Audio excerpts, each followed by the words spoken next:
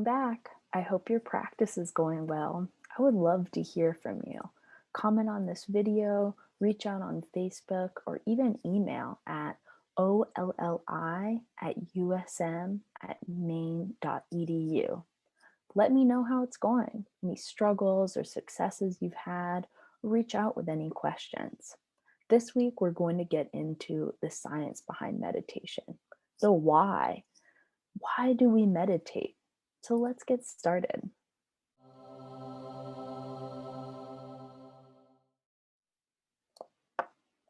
Welcome to the Science Behind Meditation with me, Lizzie Cantey. To start, let's do an exercise in stressors.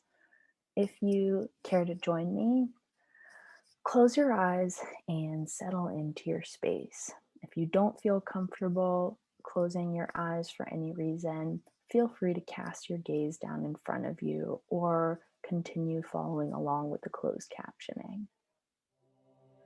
But as you settle in, bring to mind a situation that really stresses you out.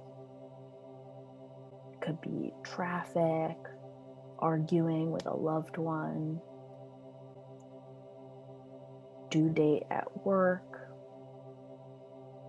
It's some situation that really aggravates you and gets you going. How do you respond in that moment? How does your body feel while it's happening? What emotions do you feel? How do you respond to those in your environment? What actions do you take?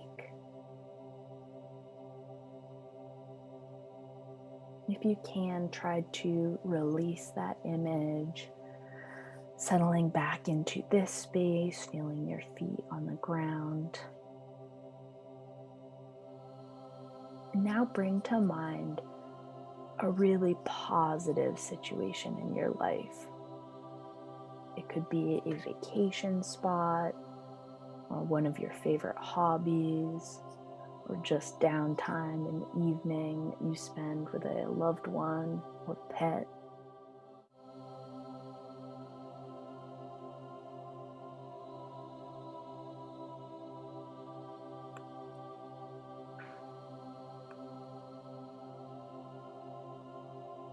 But bringing this positive time into mind, how does your body feel when you're in that really positive place? What emotions do you experience? What behaviors do you do? How do you respond or react to those in your environment? Just calling on that really positive place. Who are you in that moment? Whenever you're ready, release that. Settle back into this moment, this space, feeling your feet on the ground or your bottom on the chair. Softly blinking open your eyes. How was that exercise for you? Were you able to picture those two different versions of yourself? I'm curious as to what came to mind for you. But basically, when I was instructing you through that, I wanted to show you the power of stress in our life and really how it changes us and who we are, as well as bringing and evoking the opposite of stress, which is relaxation. And in our nervous system, we actually have a really good explanation to those two different sides of ourselves. So, our nervous system is broken down into two different branches: our central nervous system, which is our brain and our spinal cord, as well as our peripheral nervous system, our PNS. This peripheral nervous system, again, keeps splitting down into our motor neurons and our sensory neurons. These motor neurons that connect to our muscles and our glands can be further broken down into our somatic nervous system and our autonomic nervous system. Our somatic nervous system controls our voluntary movements, so like speaking, moving your arms, walking, any of those voluntary actions we take with our body. Whereas our autonomic nervous system controls our involuntary responses. So, lastly, right down here, you can see the sympathetic and the parasympathetic division. So, that first exercise that we did, evoking a really stressful or aggravating time in our life, shows us the flight or flight response that we get. This is a part of our peripheral nervous system, all the way down here in our fight or flight. It is an involuntary response. So, this sympathetic nervous system, or our fight or flight, controls how we respond to stress. Otherwise, our parasympathetic nervous system, or our rest and digest nervous system, is how we respond to those really great times in our life when we're able to relax or unwind or not be in a very stimulating environment. And as we talk more about transitioning from the sympathetic to the parasympathetic nervous system, we'll learn about how the sympathetic nervous system really, really impacts our body negatively. And the only ability or way that we're able to heal the impacts of it is through getting into our parasympathetic nervous system. So that stress response that you had, not your fault, but we can counteract it, and hopefully over time you can begin living in your parasympathetic nervous system more often. So our autonomic nervous system, again, just for reference, this is part of our motor neurons. This nervous system encapsulates both the sympathetic and parasympathetic. This autonomic nervous system is connected to so many different functions in our body. This is a really great diagram because you can see how your parasympathetic, or your rest and digest nervous system, when it is activated, how it interacts with these different organs and glands. Whereas you can see the way in which your stress response, your sympathetic nervous system in light blue, how that impacts these organs. So when you're in a state of arousal in your sympathetic nervous system, we have a different understanding of the word arousal in science, or when we're talking about this bodily response. But when you're activated and you're perceiving stress in your environment, think about how a caveman would need to respond to his environment. Think about hearing a crack out in the woods if you're taking a camping trip and you're out laying under the stars and you hear something in the distance, like that ability to kind of turn on, that's how your body is responding. So your pupils dilate. You're getting really aware of your surroundings. Your salvation is shutting down because you don't need to eat or work on your digestion in this moment. Your blood and your hormones are going to focus on fight, freeze, or flight. So your lungs are going to expand to be able to pump more oxygen. Your heart rate is going to increase. So, do I need to run? Do I need to get out of this situation?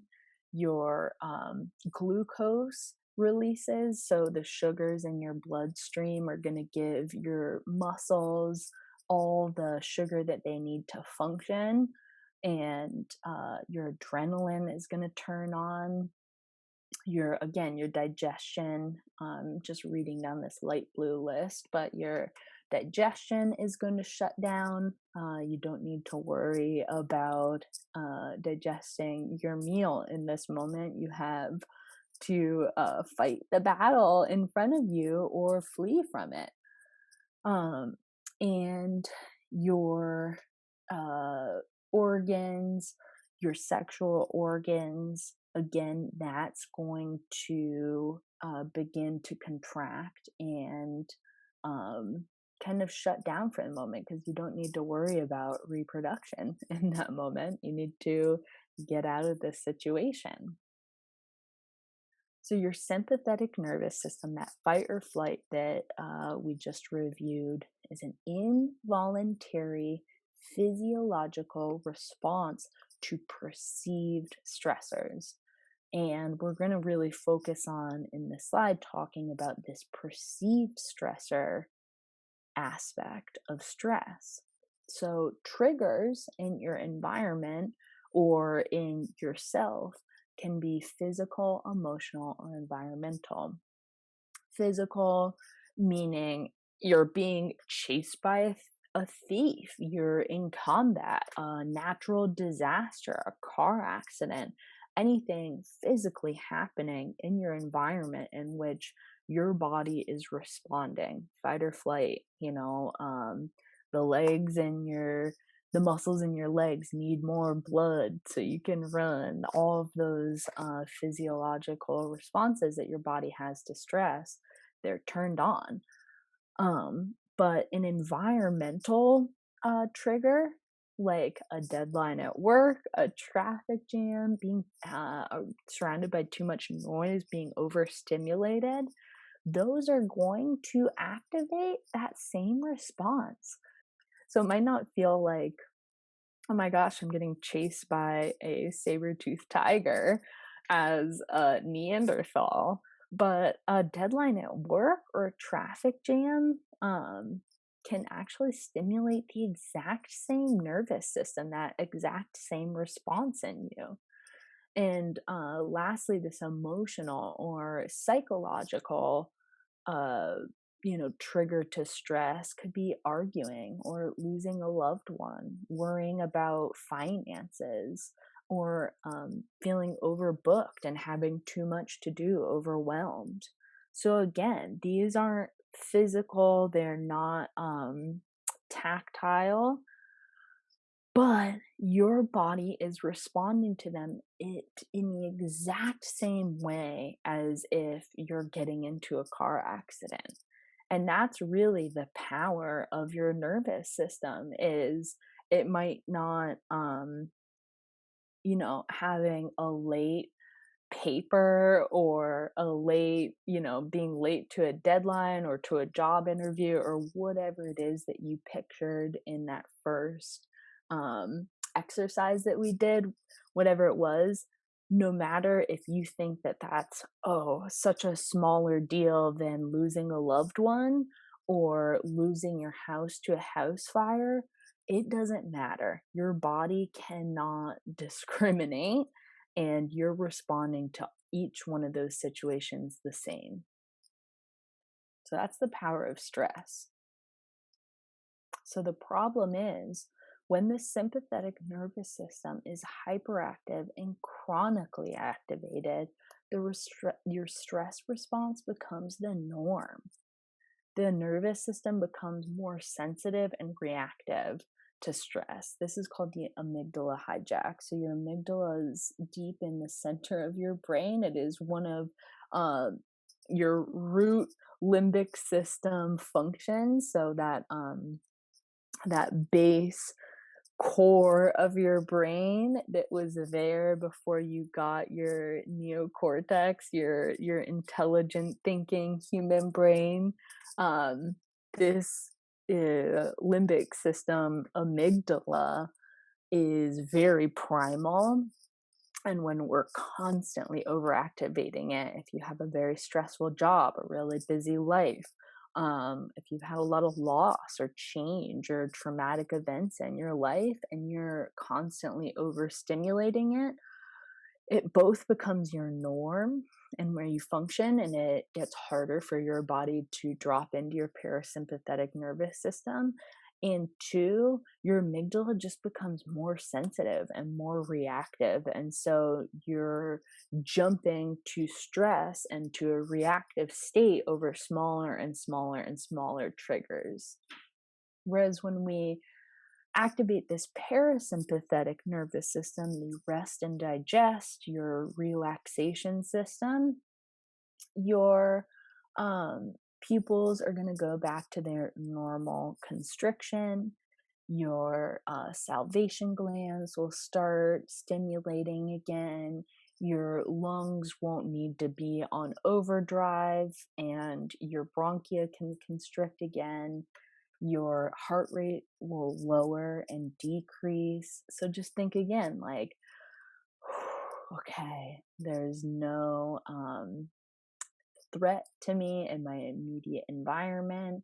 I can relax. I can not be on a state of high alert. Your body is going to follow suit and is going to begin to relax. Your digestion will begin to stimulate again.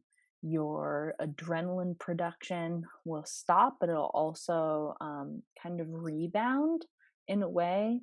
And we'll get more into this, but your hormones can begin to produce the counterbalance basically to like cortisol and your stress response. And your bladder, your digestive tract, your sexual organs, all of those will begin to get back into a state of functioning.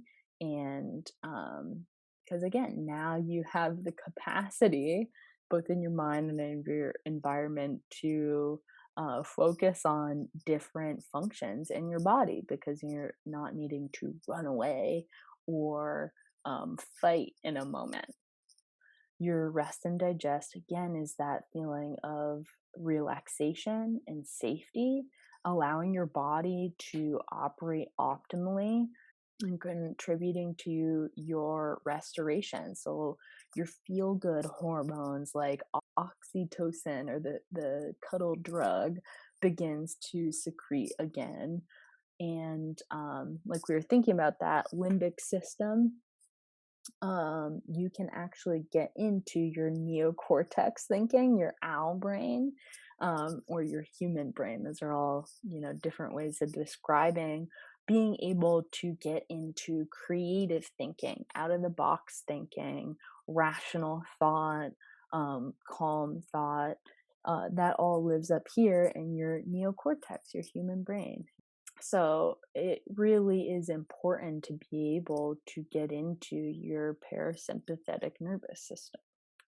So this is kind of, again, not a completely exhaustive list of all the different organs and functions that this autonomic nervous system connects to, but it gives you a pretty good idea of what's happening in your body in those two different states.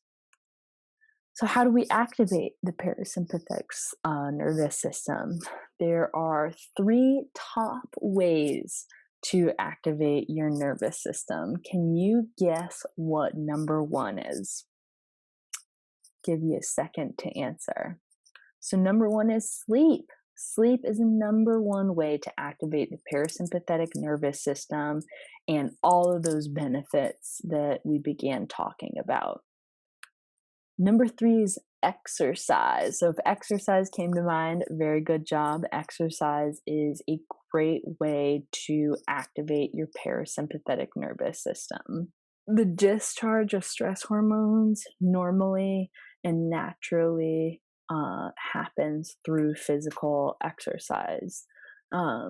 So you could do jumping jacks, dancing, shaking, walking, but physically that helps begin to regulate and activate your parasympathetic nervous system. So what's the number 2 way to do it? Meditation. Meditation is one of the top three ways to activate your parasympathetic nervous system. And we don't use it prescriptively like you would think using aspirin. It's not like, I'm stimulated, I'm going to get into meditation. It's better to do like exercise to help you kind of calm down first, but using meditation more preventatively, like a vitamin. So, my teacher uses a great analogy of dusting the table. So every day when you sit to meditate, picturing a glass table in front of you, you're just taking and you're wiping off a layer of dust. So you're dusting the table every day. And if you weren't to do that a couple of days in a row, maybe a week, maybe a month, maybe a whole lifetime, you probably have a pretty dusty table. But every time we sit to meditate, we're just cleaning that table and we're creating a new normal for ourselves. Um, but this way of preemptively getting into parasympathetic nervous system, you can see all the ways that that benefits you in the long run, being able to get into that your owl brain, your human brain, your neocortex thinking, and regulating your hormones, decreasing your heart rate, increasing oxytocin, DHEA. It's all really great stuff. And if you're just beginning to meditate, it might be hard to use it prescriptively, but over time, you might just find a new normal way of being out in the world, and you may begin to transition out of that amygdala hijack, depending on how stressful your life has been, um, and finding a more restful way of being in the world. So, other stress relievers include deep sleep, reading, exercise, being in nature, getting a massage or taking a warm bath, music, friends, laughter, dancing. All of these things are great. I by no means mean it's meditation and only meditation, but it should be one of the things in your repertoire to help you be in a state of rest and relaxation. Because walking through this world, perceiving direct attacks to your well-being and your safety every day is not a great way of living. We all want to be more balanced and grounded and happy. So, making sure you're incorporating many different ways of relaxing is great. So, your new way of living, called mindful living, is something we'll talk about later on in this series, but practicing mindfulness. Um, but briefly, it can include meditation, mindfulness, more enhanced self awareness, feeling emotions as they arise instead of trying to avoid them or ignore them or tamper them with maybe some negative behaviors.